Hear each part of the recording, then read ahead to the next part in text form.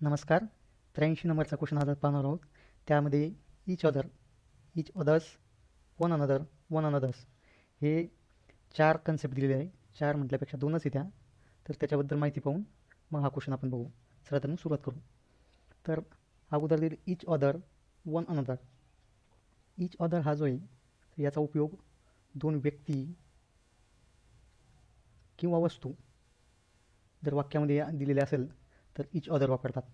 आणि one another हे 2पेक्षा जास्त ती किंवा वस्तू तर त्याच्यासाठी वन अनदर वापरतात. एवढी याची कन्सेप्ट आहे.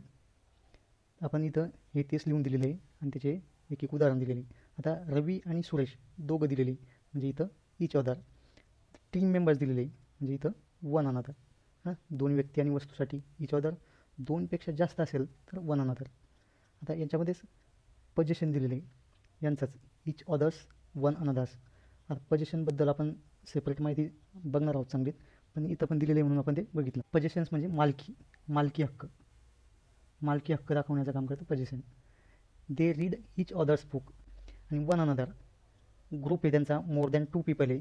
ओपिनियन, एकमेकाच्या ओपिनियनचा ते आदर करतात. पोझिशन दाखवतात ते. पोझिशनबद्दल आपण वेगळ्या याच्यात माहिती बघणार आहोत. चला आता क्वेश्चन बघू काय तर क्वेश्चनमध्ये काय दिलेलं आहे इथं, correct phrase to complete the sentence.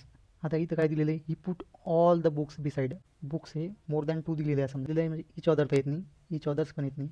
आपण बघितलं की 2 किंवा 2पेक्षा जास्त कधी असेल तर त्याच्यासाठी वन अनदर वापरतात. आणि वन अनदर्स हे काय पोझिशनसाठी आलेले असतं.